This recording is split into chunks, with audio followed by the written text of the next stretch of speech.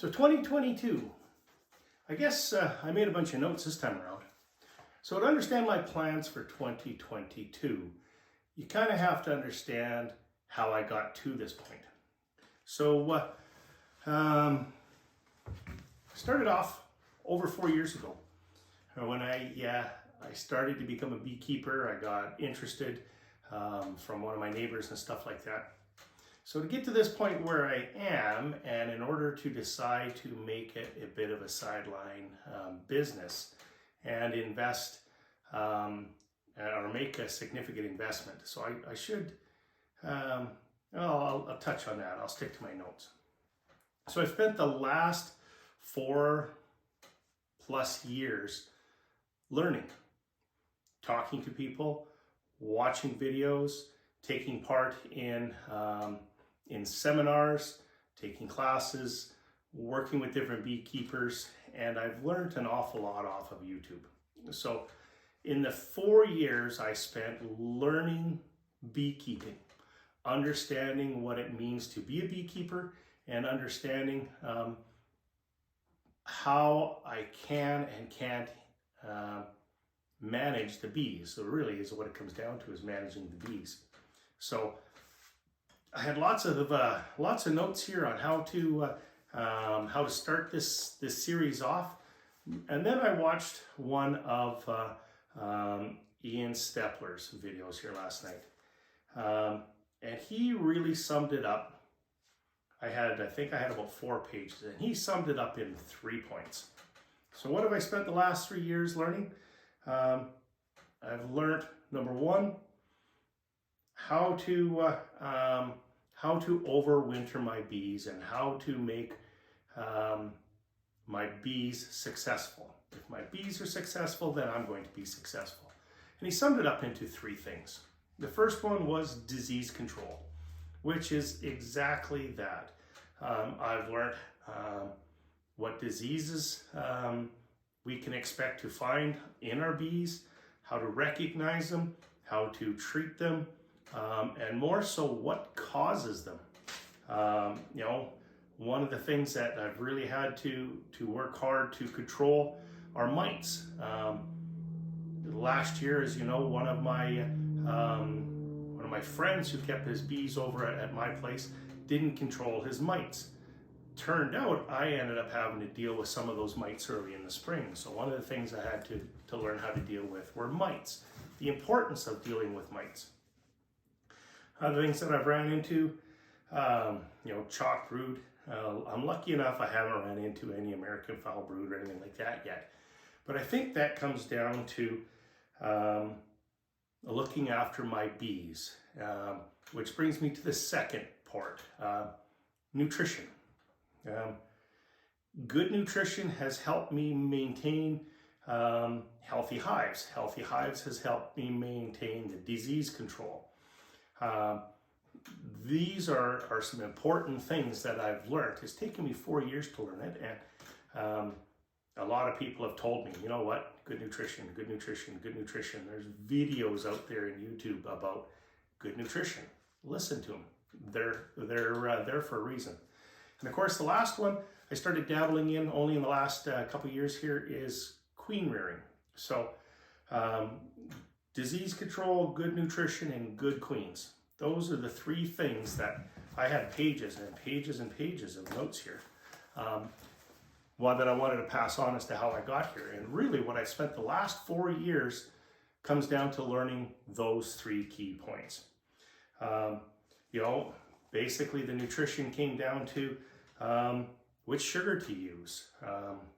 I will be honest, I did not do a lot of my bees any favors until I realized and learned sucrose is what I should be feeding them. Old honey probably isn't a bad thing, but as long as it wasn't fermented. I've learned about the water content of honey and what too high a water content does. So I've really spent the last 4 years learning to get me to this point, to decide to take the next step into a sideline business. So I want to talk a little bit on that, because my last video I mentioned a significant investment. So So anytime you say investment, people automatically start thinking, okay, you know what? The dollars. Show us the greenbacks. And absolutely, in order for me to do this, to go from what have I currently got? I think I have enough boxes and hardware and stuff like that. I think to manage probably 6 to 8 hives. Now, I'm changing gears a little bit too, because as you noticed in the past, half of those hives were flow hives. Flow hives, just plain and simply, are not going to work for me in a sideline business. I'll spend far too much time out there trying to collect the honey, and it is too specific to temperature that I can harvest the honey. Whereas a hobbyist, you know what, when it's a nice, gorgeous day, I want to go out back there, and I'm going to fill my honey jars, works absolutely perfect. So as a hobbyist, I very much like the flow hives as a small hobbyist. So, but into a sideline business, that just plain and simply isn't going to work for me. So I'm going to have to invest in a whole pile of woodware. So woodware, which will be, you know, boxes, frames, covers, bottom boards, things like this. So I've also spent a lot of time trying to understand how I want to set my apiary up. So I've looked at, hundreds of hours of videos. I have talked to just about every beekeeper in the country.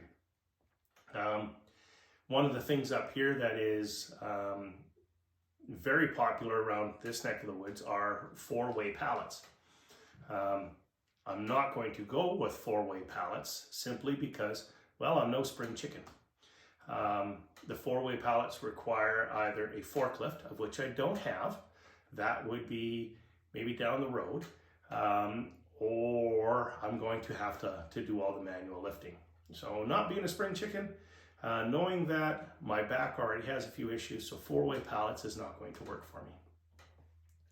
One of the things that I was really interested in and very excited in is Kamon Reynolds. Now I'll put down in below, I'll put some of the links to these guys' pages because pile of good information out there. Now, take the information that's out there and use it. Don't take it as gospel, okay? A lot of it out there is absolutely top-notch, very good information. Channel that I watch lots, Ian Steppler. He's in Manitoba, so he's a Canadian beekeeper that keeps, you know, bees roughly in the same winterization and crop patterns at about the same elevation, so that, you know, very close to where I'm at. Kamon Reynolds, he's down in Tennessee, a little bit of different environment in which he keeps his bees in, but he has a lot of good information. Bob Binney, he is, I think he's down by Georgia. Once again, different environment. He's moving, or has moved, I guess, away from being a beekeeper more to a packager. But he has a lot of good videos on his progress as he went through this as well. Duck River Honey. Actually, I just subscribed to Nate's Duck River Honey page simply because he's kind of doing the same thing I'm doing. He's working on trying to expand his apiary, but all of these, you know, have different ideas of the way to do it. So, not to go down or get stuck in a bee's nest, I guess. Squirrel, rabbit hole, bee's nest. It'll all kind of be about the same. I liked when Kamon was over in Hawaii, there was a homemade bee lift that slid into the back of your truck. And that bee lift worked with 2-way pallets, of which I really like. Ian Steppler also uses 2-way pallets. 2-way pallets I can handle. I also have the knowledge and the know-how to make that homemade lift. Now, don't get me wrong. I would love to have an easy loader. I actually reached out and contacted Easy Loader to get some quotes and stuff like that. But right now where I'm at, I'm not ready to make that kind of investment. So an Easy Loader, I think, was about $47,000 in order to get put on. And then I still needed the truck. I did take a look around. I did find a truck that I could pick up for about $25,000. So I wasn't ready to invest $100,000 right now. But I do have the welder, I have the knowledge, I have the know-how. I am going to make one of those easy lifts that came and had, I forget what the gentleman's name was in Hawaii, but I'll try to find that and I'll put that in the link down below as well. So I'm going to go with two-way pallets. So I spent a lot of time looking to see which is the best two-way pallet out there. And when I say a lot of time, I mean a lot of time. I've spent probably the last 6-8 months researching this, crunching all the numbers before I finally took the plunge.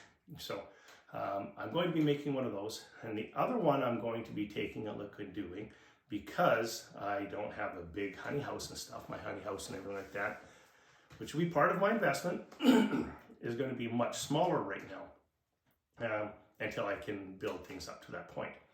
So I'm also going to be looking at a bee lift out of Winnipeg. So that's, I think Winnipeg's, 17 hours from here. Be a good reason to go for a drive. So I'm probably going to pick up one of those bee lifts. I'm going to make a two-way pallet jack for the back of my truck, and that should take care of just about everything. One of those bee lifts, by the way, I think is about $2,000 Canadian, somewhere right around there. I have reached out to him. If you're watching the video, I apologize. I gave him a bit of a hard time because I'm a proud Canadian. I have absolutely no issues whatsoever with Americans, Australians, or anything, whatever. But he's a Canadian company and all of his parts were listed in US dollars. I understand why. But I gave him a bit of a hard time anyway. So if you're watching this, I understand. So back to where I'm going. So I'm going to go to two-way pallets. So I'm going to have to build all my two-way pallets. So my hives and stuff like this aren't going to work for me. My last video, as I mentioned, I want to end the season at 25 plus hives. My goal is 25. We'll find out where we net out, plus or minus. I went into winter with, what did I go into winter with? 7 hives, 7 strong hives. I lost 2 for sure. A squirrel got into them. I got the squirrel, by the way. So I was left with 5. So I have 5 very strong hives out there. I did check on them here not too long ago when it warmed up. I think it got up to +8. So I got in there and made sure that they had enough supplies to carry them through. It's -31 out there right now. Carry them through here for the next month or so. So those 5 hives, I'm definitely going to be able to split without a doubt. That'll give me 10. I have purchased some nukes, and not to get me all the way to 25. So one of my goals for 2022 is going to be all about building my bees. And so I'm going to quote Ian Steppler another time here. So he said, build your bees, buy your equipment. So that's what I'm doing. That's why I want to split my bees. I'm going to build my bees. Part of the reason I'm doing this, I'm going to do it slowly. I'm going to build the bees. I've already contacted a queen supplier, so I'm going to split my bees. I've contacted a queen supplier. I'm working on getting some top-notch, top-quality queens. I want to get those queens in there as early as I can, and with any luck, I can take those 5 hives. I can split them early in the season here. I can pound the nutrition to them, and with any luck I will be able to split them once again to get me to basically 10, say that'll almost be 20 hives, give or take, with the nukes and stuff like that I bought. I'm also going to actively try to catch some swarms. Every year there's a pile of swarms around here. I'm going to actively try to catch some swarms. But here's what I'm going to do. I'm going to keep them in a different apiary at a different location until I know the characteristics of the bees. I want to make sure they're clean. I want to make sure they're mite-free. I want to make sure they're calm, they're gentle, things like this before I introduce them into the apiary. So, so between what I have, what I'm going to buy, and what I'm going to hopefully catch should get me to 25 hives at the end of the year. That's my first goal. My first goal is to build my bees and hopefully go into winter with 25 hives.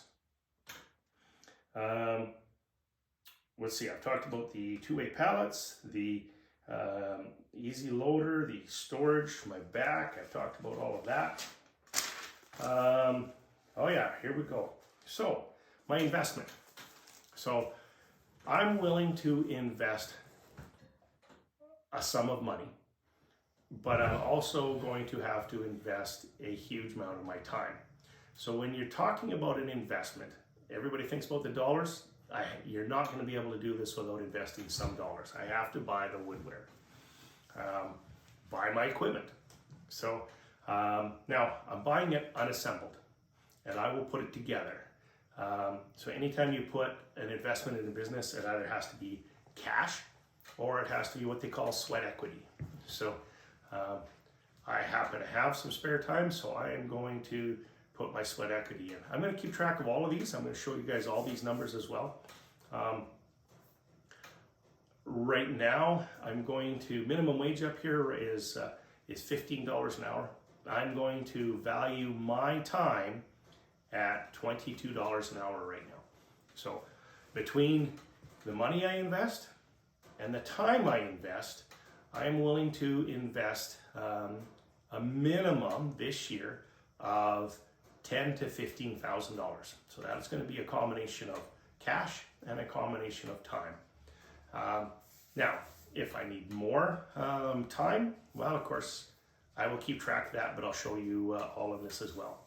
So one of the things that I have already got ordered, just so that everybody knows, I have ordered the wood to make the two-way pallets.